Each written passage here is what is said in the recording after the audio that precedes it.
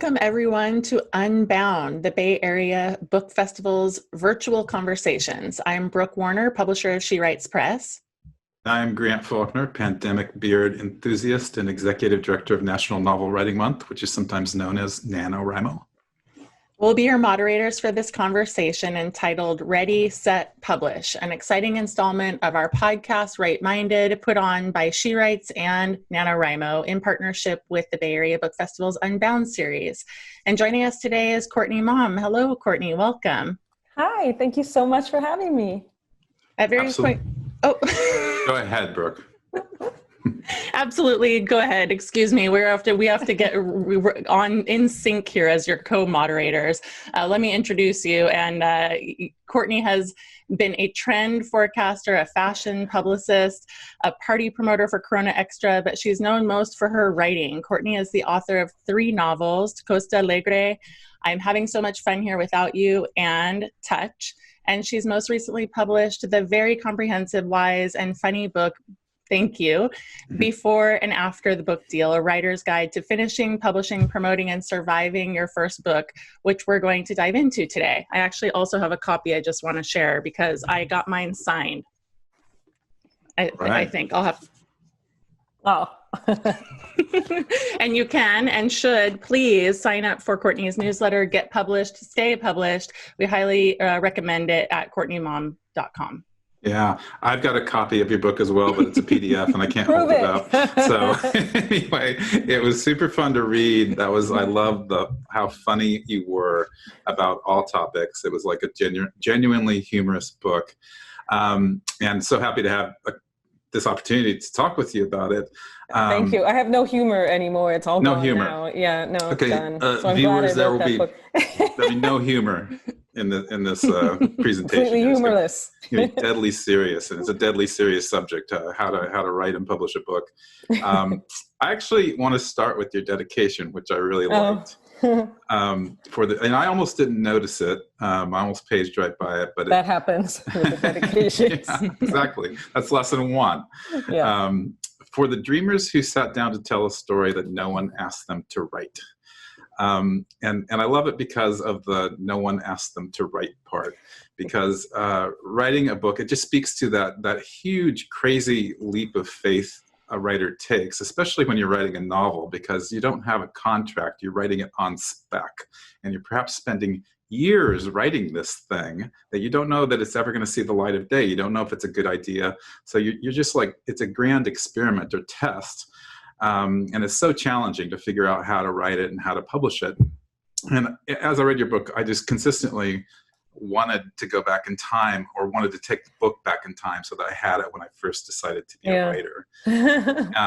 So you're late on the book, at least for me. But I want to hear more about the reason you wrote it, because you'd already published several books of your own, and I assume this book might have been born from a personal experience with publishing. Definitely. And thank you for finding the dedication. It does mean a lot to me. I mean, the funny thing about being a professional writer, let's say, or a published author, is that you spend a certain amount of your career hoping, most of us hope for the same thing, right? Which is a book deal. But then when you get it, your relationship to your own writing changes. If you're lucky, again, this is the dream scenario, is that you're lucky enough that your own writing becomes monetized. The goal, ultimately, I think, for a lot of writers is that we live by writing, we support ourselves with our writing. But that reality, which again is a dream for a lot of people and very hard to achieve, is actually the complete opposite of where most of us come from in the beginning. We're not getting paid for our writing. It's like a secret life that we have. It's almost like an affair. And for most of us, again, unless we're writing in the confines of an MFA program or something like that, we might not have a lot of support. We might have the opposite of support. We might be living at home still with parents who think this is an absolute waste of time. We might have roommates or partners or spouses who think this is the most indulgent, foolish thing. We might have friends saying, have you finished your damn book yet? And the only crazy person thinking that we should still keep going, even though we're not getting paid for this enormous undertaking, which, by the way, could take 10 years, right, is ourselves. But then it happens. You get an agent, you get an editor, your book comes out, it does well, it doesn't do well. I mean, one of the reasons I named my newsletter Get Published, Stay Published is because we have a focus in America, I think, we have a debut obsession, but you want to publish more than one book, right? Probably. But how do you write another book when you already have one out and it went well, didn't go well? Where do you find that fortitude? And, you know, I think you have to find it by going back inside to the place where no one cared what you were writing and write like no one cares, even if you're under contract. And that's really hard to do. But in order to make it in this industry, you have to do it. So that's why that dedication is there to the people trying to do that. Yeah. Mm-hmm. This is a comprehensive book, Courtney, and one thing I loved about it was the number of voices you included in it. And I read that you interviewed nearly 200 people. And so it was nice to read tips from some of my favorite authors and people. Did anyone tell you any stories that shook up your understanding of publishing or surprised you? I mean, I think the thing that shook me up was how generous people were with their time. I mean, one thing I was worried about when I decided to make it a reported book and invite people to, join me in conversation was that people wouldn't give me the time. You know, I like Tony Doerr, what's he going to drop everything to speak to me? But he did. People were so, in fact, it was the more famous these people were and the more, international success they'd had, the quicker they emailed me back. It was really amazing. So it was just incredible to hear from not just writers, but agents and film scouts and all sorts of a whole panoply of people, how ready they were for such a book, and I thought that it was going to take years off of my life to get in touch with some of these people. And honestly, without exception, it was just delightful, really nice, candid conversations. The other thing that was surprising is that one person retracted what they said, and that was it. And I did do almost 200 interviews, and a lot of people, if you read the book, said things that are incredibly candid. It's true that some people want, they had their names changed or whatnot, but still, and I just thought that was awesome and really refreshing in such an opaque industry to have people go on record with sometimes unflattering anecdotes. I wanted it to be an honest book, and my collaborators were matched me there, and I thought that was just great. I love the number of voices in the book. And when I said earlier that I wish I'd had the book when I first started out as a writer. Me too, by the way. Yeah. I should emphasize, though, that I found it really meaningful and I learned a lot reading it now. And I'm supposedly a person that knows a thing or two. Brooke and I talk every week on our podcast about publishing. So anyway, I'm in that role of being a spokesperson or somehow having knowledge about it. But I learned a lot. And I think it's interesting to me how cryptic and actually weird the whole publishing industry is, and how the landscape keeps shifting. So you always have to learn to stay on top of it. So I'm curious if in the writing of this book, like you were already a seasoned writer, did you take things from this book? Are you applying them to your own life as a writer, whether that's in the writing of a novel or the publishing and promotion of one? No, 100%. So when this book came out January of this year, so recent, it seems like 13 years ago, but it was a recent release. And I had my third novel come out in July, so about 6 months earlier. Much different book, literary fiction. It came out with Tin House. And what this meant was that I was caught in the throes of the best of the year end lists, like, you know, the best of the year 2019, and then the most anticipated of the beginning of 2020, you know, those lists come out, and it's a nightmare. The list time is really terrible.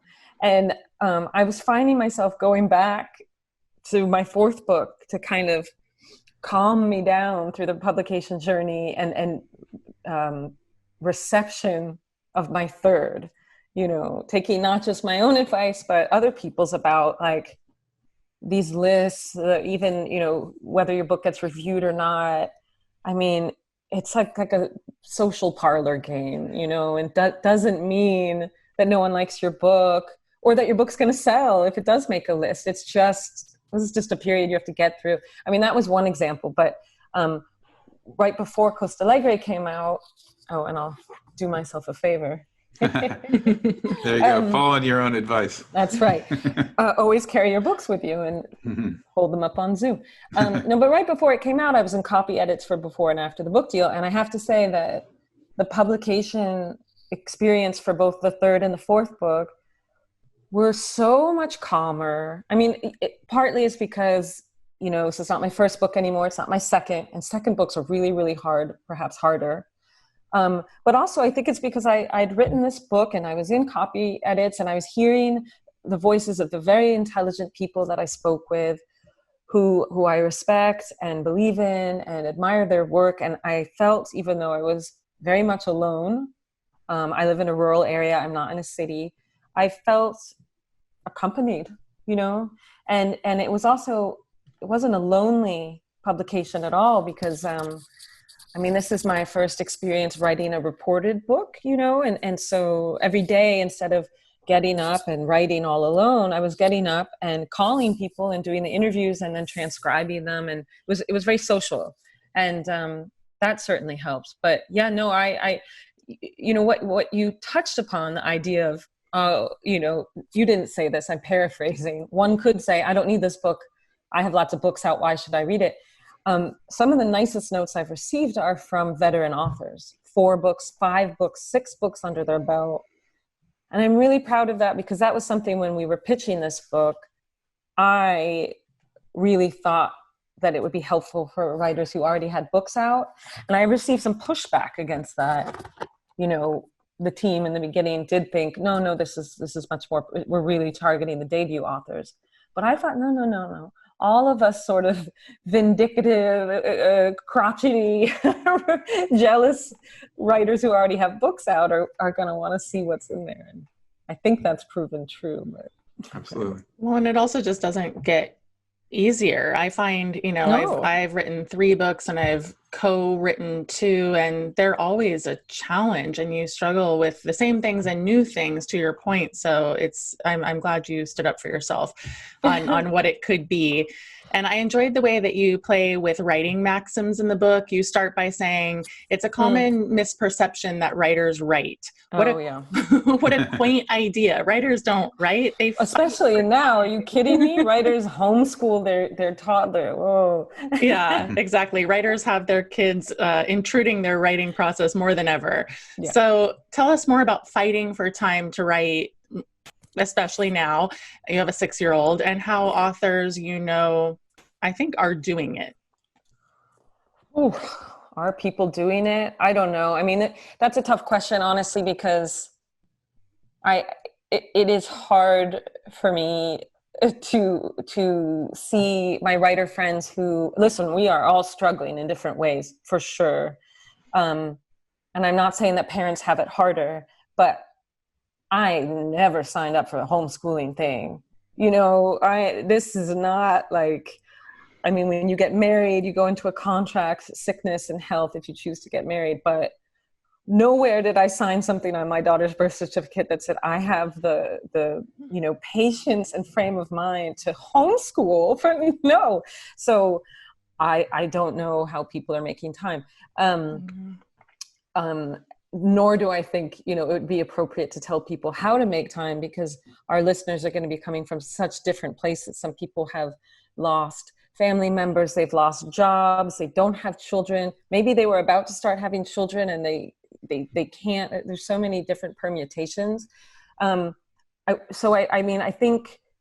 think what is on the mind of creators right now is sort of, I find myself definitely thinking like there's a fork in the road, and either I'm going to pick up writing opportunities or create writing opportunities where I can get paid just so I can make up for lost income, or I'm going to write cathartically. You know, it doesn't seem to me necessarily that it's easy to do both right now. I think we all hope that the thing that we're pouring our heart and soul to will make money, but I bet that there's a lot of authors who are a little bit like me right now, where there's some things I'd really love to write, but you know, my eyes are open enough to the way the market is right now that I sort of just, I have to kind of mold myself to the market a little bit and think like a copywriter. I don't know. That's my survival plan over the next year. But we'll see. You know, you had touched upon the maxims that we hear as writers. You know, you must write every day or you're not a writer, or you need to carry around a journal, or all these things. And I think you can't just do what you need to do. Think about your writing every day. That'd be nice. Think about it. Think about, you know, I don't know, the conflict or a way that you can have some plot, you know, but do you need to be at your desk writing every day? No one's going to get through COVID if writers think that every single day they need to be writing. You know, once you can get out there and see people again. I mean, my goal right now, to just be completely blunt, and I said this to my husband yesterday, is every cent that I'm going to be making is going to be going towards childcare. I don't know what that childcare will look like. I don't know what form that will take, but that's what I need to feed my career, you know, and I'm just really pragmatic about it. I'm not, you know, I don't think I ever was the person going around in a beret, writing my feeling. I don't know. Of course, no, that's not true. Of course I was when I was younger. Of course I was. But I'm a pragmatist. That doesn't mean that I don't write heartfelt things or I don't take risks. I think I do. But, you know, let's just say I'm not going to write like a poetry collection right now. You know, I'd like to be pitching projects that could bring my family a little bit of support financially. Yeah, Courtney, I found I'm going to leap into the more the writing process kind of stuff. I liked your section on voice and your story about imitating Raymond Carver when you first started writing. God, yeah. Because I imitated Raymond Carver. Who hasn't? I mean, I'm always wondering, yeah, who hasn't? That's the better question. And there's so many of these authors, when we imitate them, I always wonder, do they help, you know, nourish our voice, or is it? Yeah, that's a good question. But you wrote this great perspective on your imitation of Raymond Carver. You say, the shorter my sentences got, the more I felt like I was approaching publication somewhere really big. I felt this too. You said, it took me hundreds of rejections to give myself permission to dance like no one was watching. Clearly no one was. I embraced my inner freak and incorporated humor into my writing. And this really resonated with me because your voice is so funny, and your writing, at least in this book, is so un-Raymond Carver-esque. Oh, yeah. Yeah, and so you found your voice, and so I wonder if you could talk a little bit more about this epiphany of embracing your inner freak, and any tips you have to help people find their voice. Yeah, and I think that this goes back a little bit to the dedication we were talking about. When I stopped becoming so obsessed with whether or not I was ever going to have a book published in a traditional manner, whether or not I was going to ever make it into the New Yorker or these big publications. When I just sort of let go of that, which is another way of saying I'd accrued so many rejections that it seemed clear I was never going to, these milestones were not going to happen for me. That's when I started opening up to my as a reader, honestly, to all the other ways that things are published, which coincided with my first time at AWP. I think it was in Washington, D.C., and it might have been 2009 or 2010. I'd never been before. And I went from table to table, you know, like a kid in a candy shop. Look at these zines, look at these. I thought the chapbooks were the coolest thing I'd ever seen. I did not know that they existed. And I started getting really jazzed up about alternate forms of publishing, guerrilla publishing. That's around the time I became completely obsessed with reading series. And I went through a couple of years that I thought were really exciting and very generative, where I would generate work specifically to read it at reading series. So it would be quite aligned with what was happening in the current cultural moment. Lots of satire, very short, very funny. Well, I thought funny. I'm biased, but I thought it was funny. There were really pieces that were meant to be performed, and I was having so much fun, and I could see my writing was getting better because I was starting to get more acceptances in magazines and things like that. I won a chapbook contest, and it just felt so great, and my soul and ego and emotions weren't being battered by this. There's the thing you want, go and try to get it, and people are going to be hitting you with blunt instrument. Every time I went after this thing, it was just painful. And I just kind of stopped caring. That route seems stodgy and sort of not that interesting to me anymore. And exactly like when you finally get over an ex, they come back, right? So exactly when I just gave up on the traditional publication path, that's when things started happening for me and I got my first book deal. Yeah, letting go of outcome. One of the questions I'm asked often is, how do you know when your book is done? And you quote novelist Rebecca Mackay, who gives a somewhat counterintuitive advice. She says, if you're 100% happy with your manuscript, it's probably a sign that it's bad. Why is total contentment a sign that it's not done? And how do you know when something's ready to send out? So I think that total contentment is a sign that your manuscript is, whatever it is, it could be a short story collection, a novel, isn't ready for publication, because it means that you're not ready, as a human being. You're just not professional yet. You cannot survive in this industry if you go out there thinking, I'm infallible, my writing's perfect, I don't need edits, I don't need, media training, whatever it is, I'm ready for fame, off we go. This is just not true. And it's not true for anyone. Even the major bestsellers, everyone has areas of weakness where we need other people's help. It could be in the form of developmental edits, copy edits. It could be public speaking. For a lot of people, it's public speaking.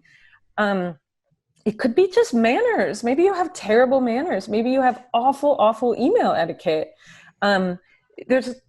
Most writers need help being socialized, and the publication process is part of that. So, and I have this business called the Query Doula, where I work with aspiring writers on their query letters, and I get a lot of email about, I know I don't need your help because I know my query letter's perfect and my manuscript is very strong. It's been rejected by 7 people, but it's flawless. And I just want you to tell me why it's being rejected. Well, because there's problems in the manuscript. So, no, it's just a sign of you not being ready for professional life as a writer. If you think your manuscript is flawless, because you're going to be told that it's flawed.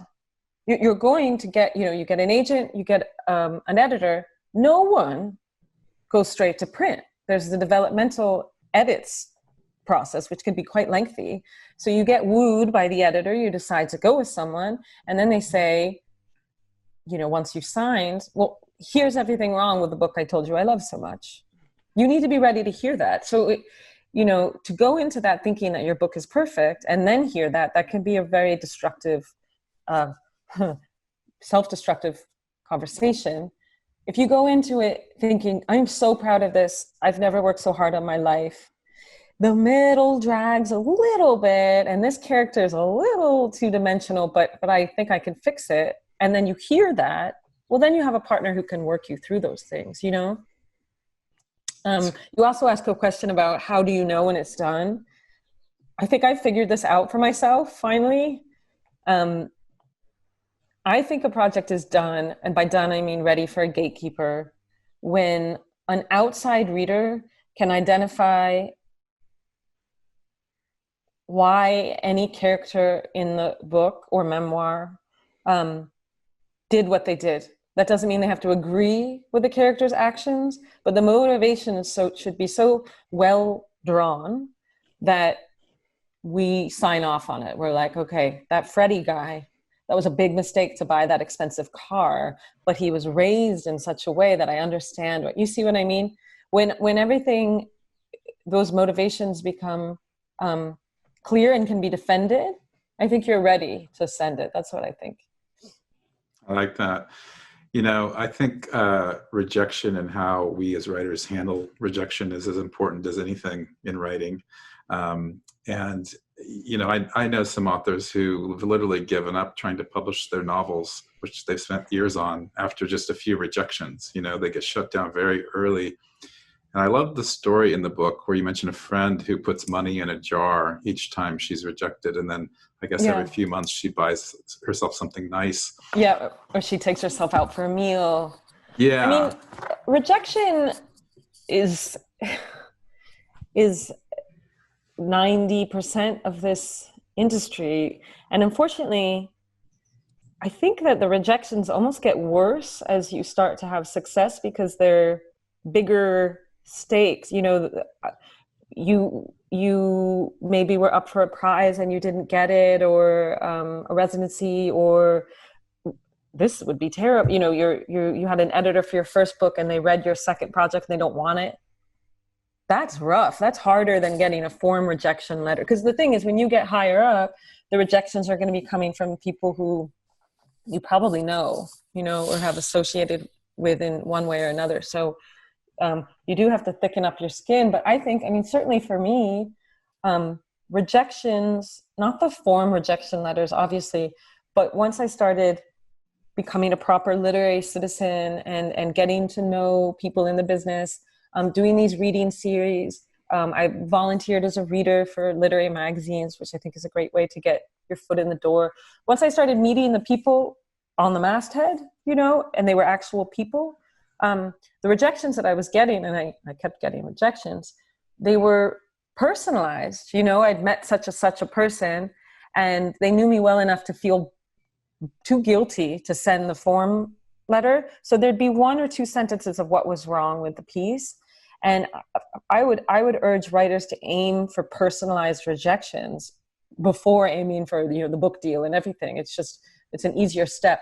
Aim to get those one or two lines of personalized feedback that will just, that game when your kids are blindfolded, that will just push you in the right direction toward the goal that you need to be going toward. Because it's true that the form letters, they're not telling you that much about why they couldn't use it, but rejections are your guideposts. They really are. Sometimes they can be wrong, obviously, but often, especially if you get rejected over and over and over again for the same thing, they're pointing at some issue that you need to address. And it doesn't mean to get rid of your novel. For my first book, which ended up coming out 10 years after I first had an editor for it, we kept getting the same rejection letters, which were the main character who's, cheating on his wife was just too unlikable.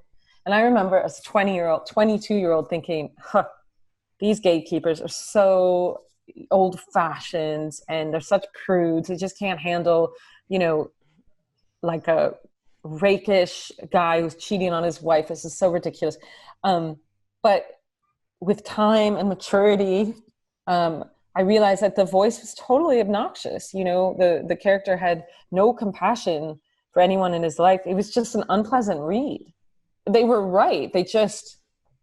I couldn't hear it. I wasn't ready to hear it. So, but I went back to that manuscript with time and, water under the bridge, and I made it better. It took me 10 years to be able to listen to people. I had a big ego. But those rejections were not wrong, they weren't. I deserved to be rejected. I'm glad that it didn't come out because it was a terrible book. It's not now. So, Grant and I both know a lot of agents. I talk to a lot of agents and have friends who are agents. And so there's always this question that I'm going to ask you, which is like, what's your best advice for finding an agent? But I also want to maybe make that a little bit more interesting, which is, what is one unexpected thing, or, one thing that you think really captures agents' attention that maybe you wouldn't hear at a writer's conference? Let me just think about this a little bit. I mean, one thing I want to say about agents, just I've been receiving a lot of sort of mail about something, is the obsession with platform, and whether or not, I've been hearing from a lot of memoirists that agents are telling them, I won't even look at memoir right now unless you're a celebrity or you have some massive following. Now, whether that's true, whether it's true for all agents, whether it's just, a handful of people writing me, I don't know. But I don't know. I feel that people should remain focused on telling the very best story they can and getting all this corrosive junk out of their head about the platform and the amount of followers they have. And that when you are querying people, remember to present yourself as a human being and to put, kind of front of page your relationship to your own project. Because you're ultimately, especially now, agents want to develop careers. They don't want to just sell one book. They want to develop a writer's career. And we're so obsessed with the debut that many people, when they're writing their query, they just think about, how can I make this sound like something that they'll acquire and then try to sell. But, I was working with someone who had this amazing novel that she was trying to find an agent for, it was about the internment of Italian fishermen during World War II. And when it got to her bio, she's in the Midwest, so she's landlocked. And, there was absolutely nothing there about like why she wrote this book. And in talking to her, she told me these lovely stories about how growing up, her time on the lake and summer trips to an ocean with her father were how they kind of got to know each other and strengthen their relationship. And of course, I'm not an agent, but I do have this like agent frequency, and it started to vibrate, and I was like, personal essay and Oprah, and together we worked on a query letter where in that bio she addressed just the very simple growing up with my father, and that's how I started to get interested in these fishermen. Just don't be afraid to just truly share who you are. And if that person is someone who is not on any of the social media platforms, but runs a bake sale that brings 300 people through every year to donate to the local school, well, tell that story. Agents can they can mold you into the client that they need in order to sell the project with something other than the fact that you're blue check verified. Who cares? Most people are, who cares? I think this bubble is going to burst, and I don't know if I've talked away from your question, but I think that people should focus on developing interesting lives that are not necessarily online, so that they can have something to write about and have some true stories to share. And the online platform thing, it's also not proving to be a trustable meter of sales. You do see these kind of big influencers come out with books. Of course, sometimes they work, but often, sometimes they hit the bestseller list and then they're off at the next week. The sales don't stay, or, just because you have 30,000 people follow you on Twitter, that does not mean they're going to pre-order, that 30,000 people are going to pre-order your book. Right. I'm not going to argue that it's meaningless. Obviously, agents are going to be looking, how many followers do you have? People get very excited, but don't put all your eggs in that basket. It's not a healthy way to live a creative life. It's not a sustainable way to create. And So yeah, I don't know. My advice for finding an agent is just to live an interesting life and I love and, that. Good advice. and remember to share the parts of your actual human life that are not about, oh, I only have 3,000 followers, but I feel confident that I can have 5 by August. How sad. It's so sad.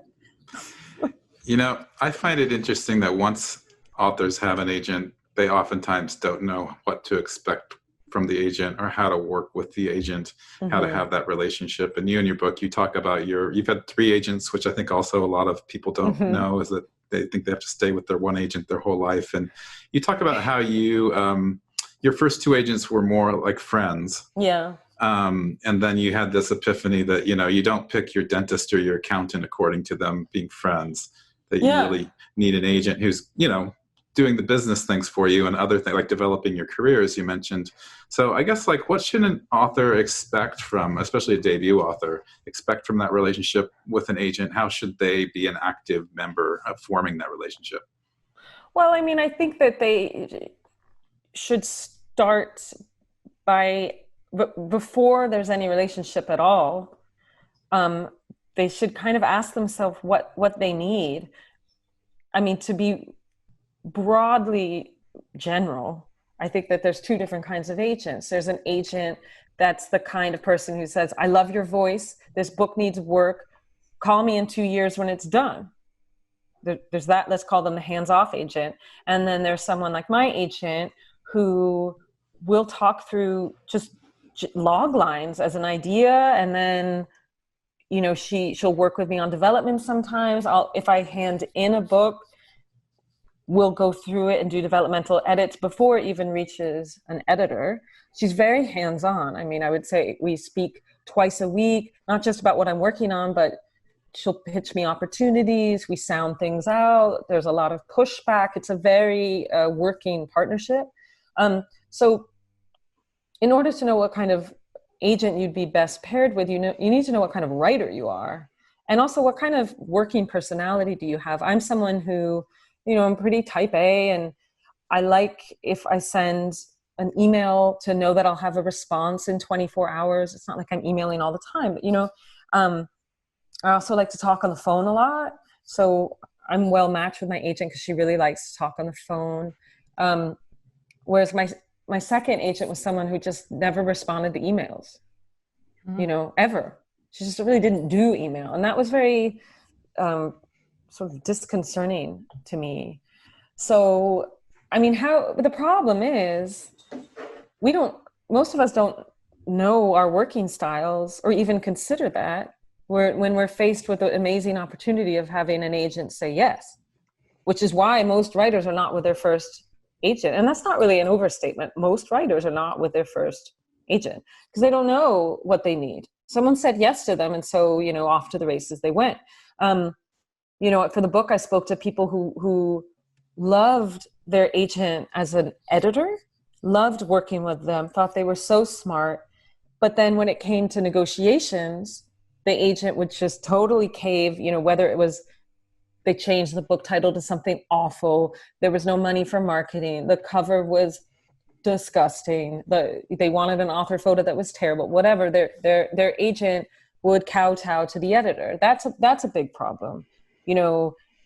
If you are someone who's sort of meek and mild, you're better off having an agent who isn't, who has these sort of like ball busting personality traits, because they have to talk about money, and if your agent is scared of talking about money and trying to get you money, whether it's for a marketing budget or whatever it is, or just reimbursing your Metro North ticket, on a smaller scale.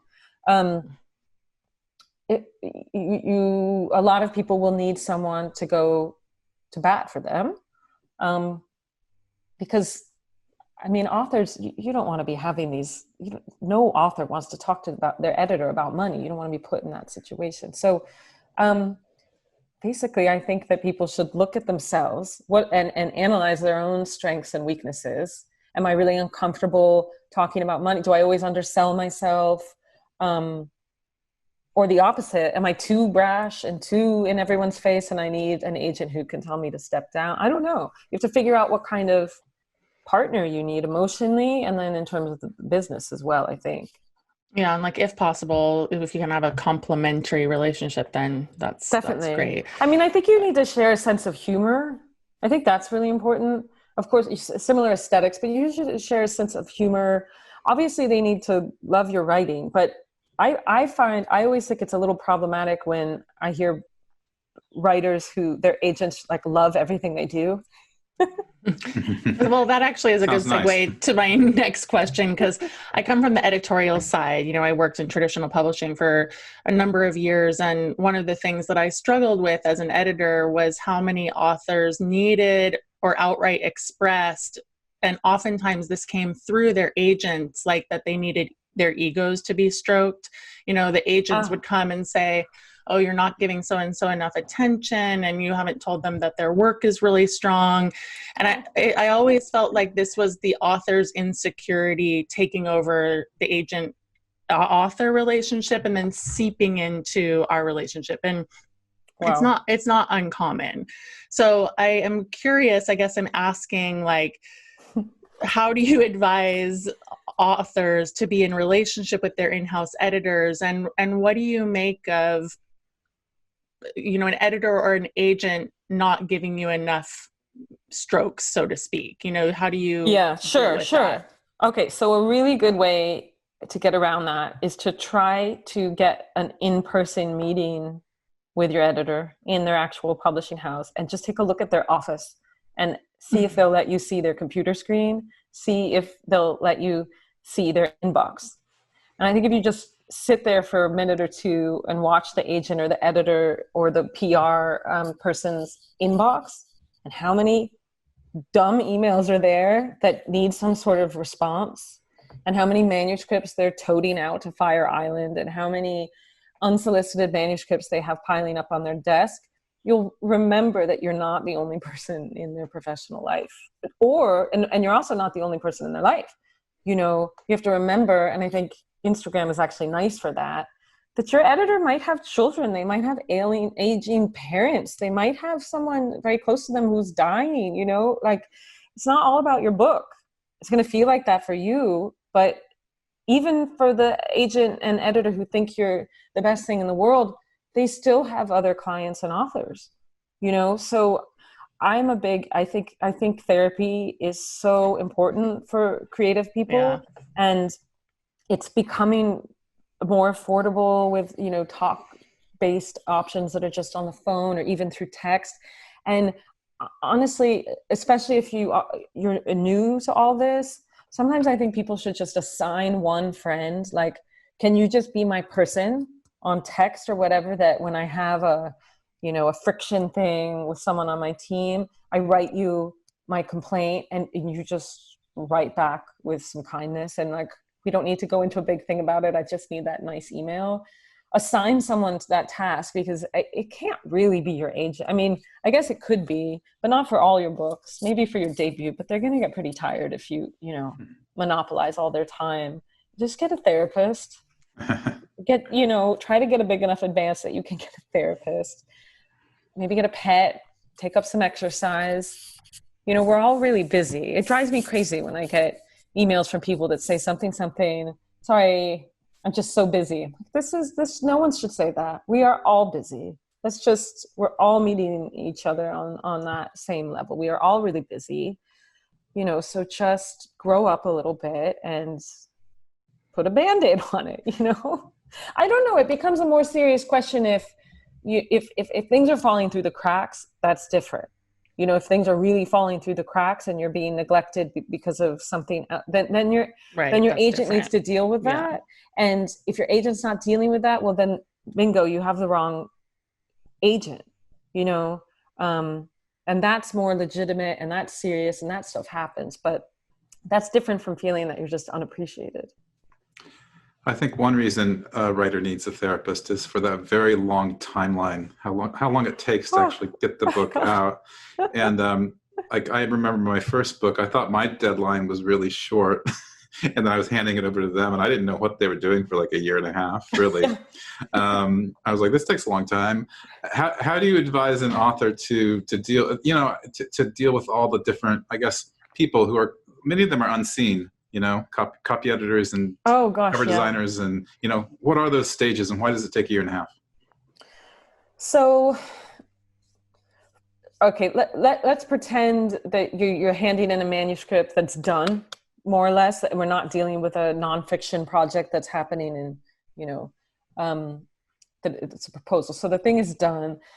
Well, first of all, they need to decide where to position it in their catalog. Will it be a summer book? Will it be a fall book? And that necessitates doing a little sleuthing, right? And finding out, are there other books? Are there other like Cape Cod marriage books coming out that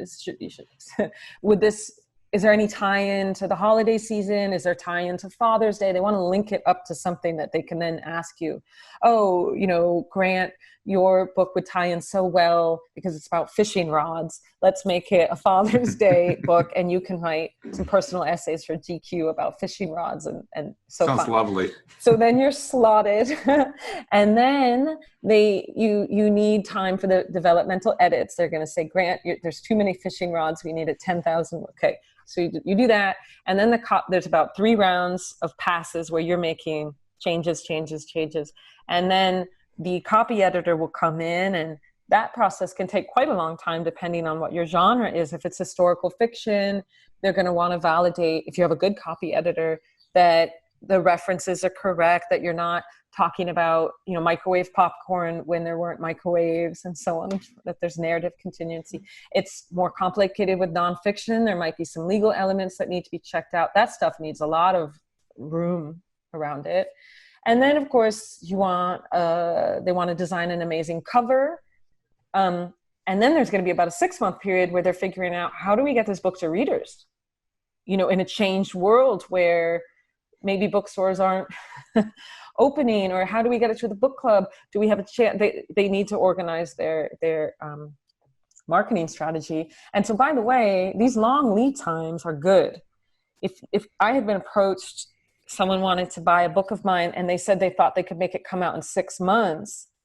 And I'm proud of myself for realizing that was not, a vote of faith in the quality of my book. That was proof that the publishing house was a mess. How can you need time. You really do need a year and a half. And then, of course, you want the plan of attack for launch season, launch week, or the 2 weeks around the publication. Is there money to tour the author? Can they be toured? Are they terrible in the front of a microphone? Are they shy? Can they do podcasts? Should we just have them stay home and do, what's the plan? Will they go to bookstores or not? And then, of course, there's the personal essay tour of duty they're going to put you on, where you do all the off the book pieces to promote your book. And then it comes out. So that's the whirlwind tour. I'm sure I've missed things like acknowledgments, but it really takes a long time. I mean, for some people they need 2 years, but a year and a half is standard.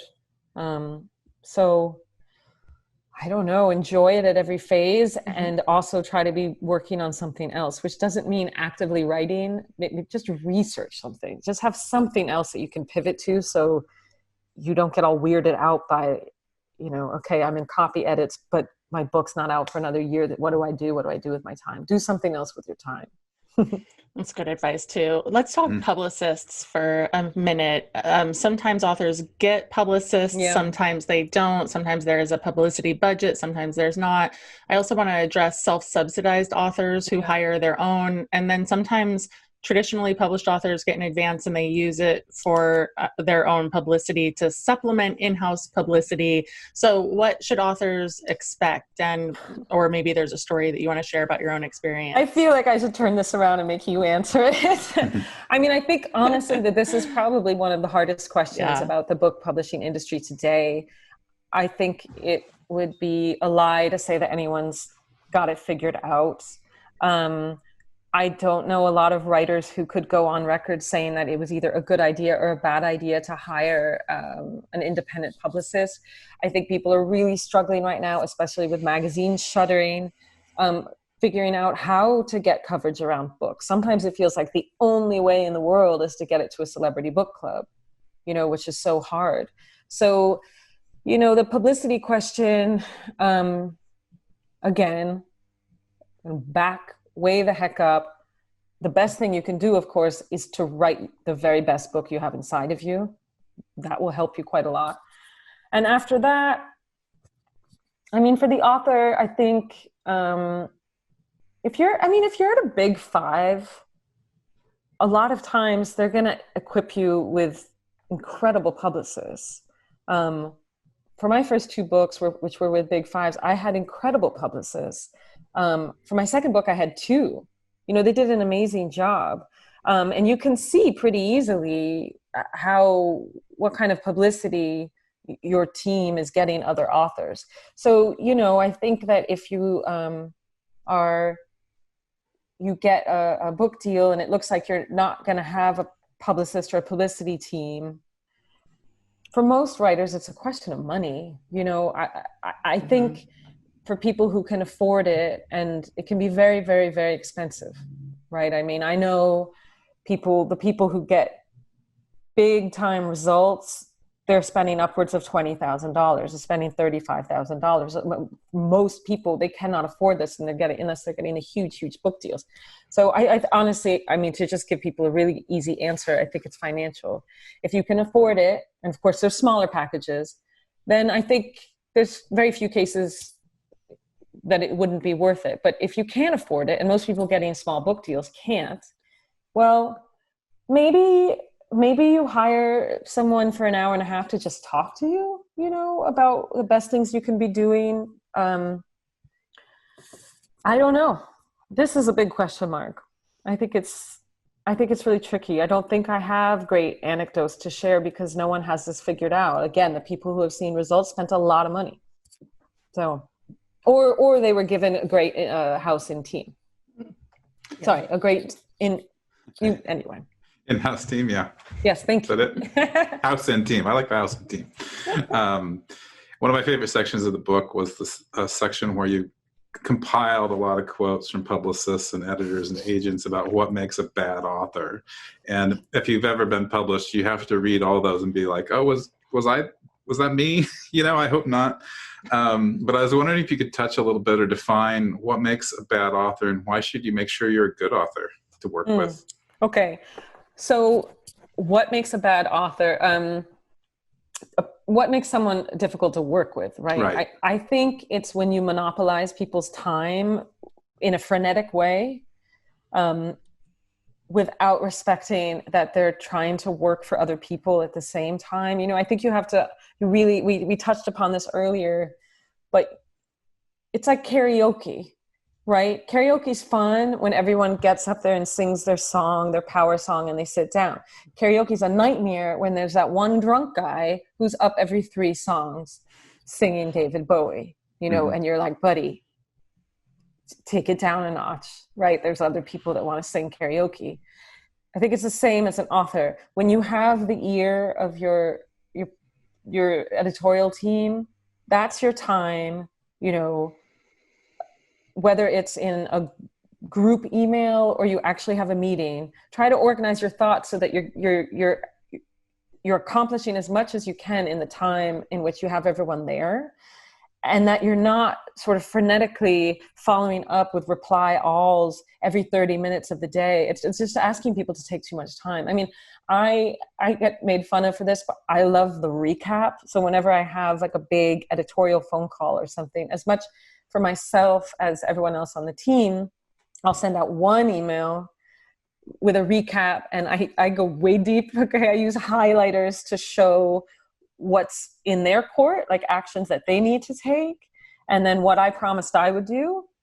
And we sort of use that as a working document, you know, and sometimes I even put it in a Google Doc so we can all refer to the same thing. And I just try to, I'm not saying I'm a good author because I've made some mistakes and I've been a jerk in the past. But now I'm better, which is why I wrote this book.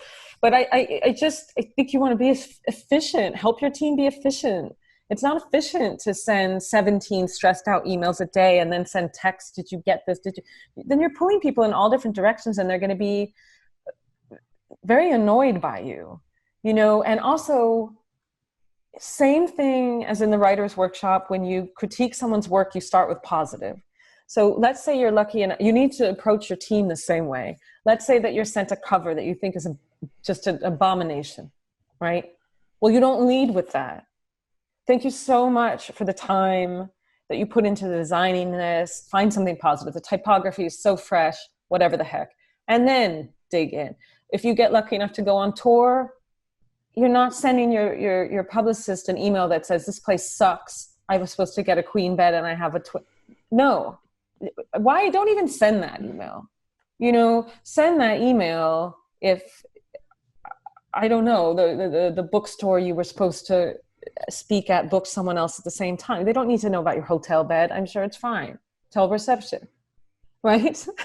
This is so good. The thing is, it just occurs to me that the people who most need this are the least likely to read books like this, and 100%. And one of the pet peeves that I have from authors is the ones who send the same email to everyone on the team, but not CCing. So you're all doing the same work for that author. And then when you finally figured it all out, the email etiquette thing, you have to understand reply all. You have to understand how to use it. Yes. But, and also send the team nice notes. And if they drink, send them some wine. Even if you didn't get a book advance, you can certainly afford some wine. You can certainly afford to write a nice letter to your copy editor or the editorial assistant. Remember everyone. It's not just your editor and the agent in the the big triptych.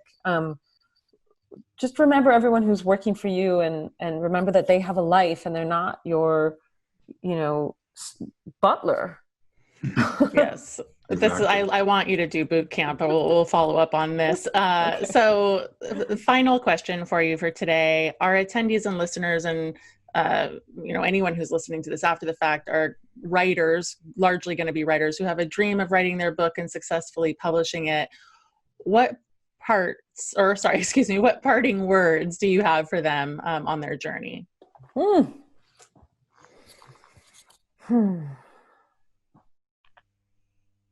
Okay. Write for yourself the first 3 drafts. And regardless of what you're writing. And then work very, very hard to transition into the reader. At some point, you are going to have to cut that umbilical cord between you and your relationship to the work and your relationship to whatever it was that spurred you to write this book. And you're going to have to learn to edit yourself as a reader. And if you can learn to edit yourself as a reader, you'll be inching yourself that much closer to getting a professional team around you of agents and editors.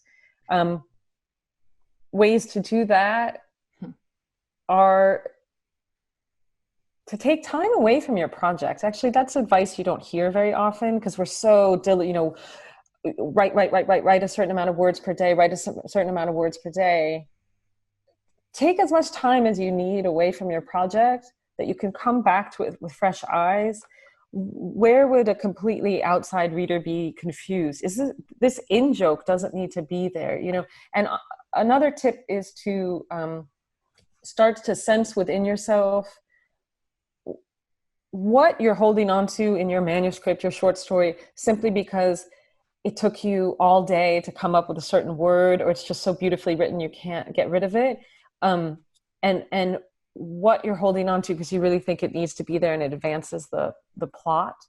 And the stuff that's beautiful, learn to not just, you don't need to, you do need to delete it, but get comfortable with the idea that it can live somewhere else. You can cut and paste it. I used to put my deleted stuff that I thought was great and had a hard time saying goodbye to on this blog I used to have.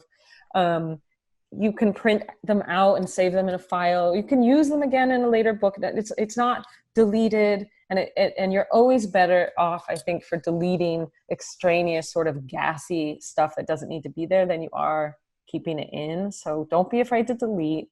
Take time away from your project and write for yourself this summer because it's an awkward time to be pitching anyway. That it is. Great advice, Courtney. Thank you so much for joining us. Thank you so much for having me, and good luck to everyone out there, and good luck to us as well. Yeah. Well, thanks again to Courtney. And I think there's going to be a link at the end of this where you can buy before and after the book deal and have it shipped directly to you.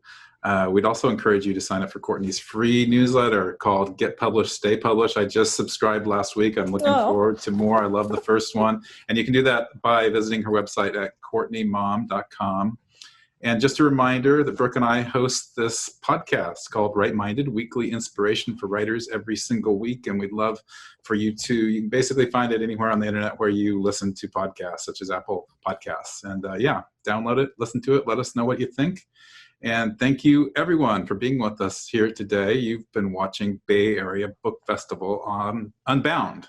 Bye-bye, Thanks, folks. Courtney. Bye, Thank everybody. you. Courtney.